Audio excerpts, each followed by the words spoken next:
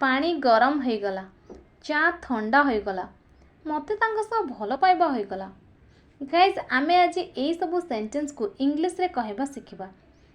यही सब सेंटेंस को देखि आपन को लागुथिबो जे यही सब सेंटेंस पास्ट इंडेफिनाइट रे अछि, किंतु एहार व्यवहार आमे करिबा नाही।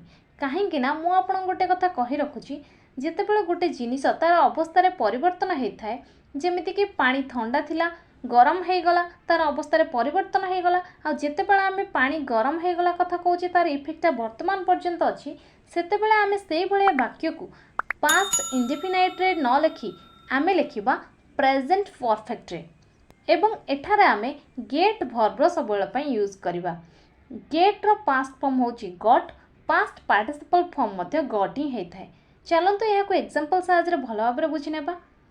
पानी गरम हो गला, the water has got hot, the water has got hot, और simply you can say water is hot. चा ठंडा हो गला, tea has got cold, tea has got cold, और simply you can say tea is cold. अंधार हो गला, it has got dark, it has got dark, और simply you can say it is dark. मते तांको सह भल पाइबा हो गला। I have fallen in love with her, I have fallen in love with हर।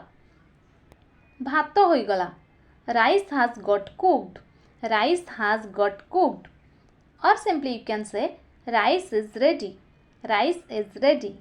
क्षीर गरम हो गला, the milk has got hot, the milk has got hot, और simply you can say the milk is hot. तरकारी हो गला, the vegetable has got cooked, the vegetable has got cooked, और simply you can से vegetable curry is ready, vegetable curry is ready।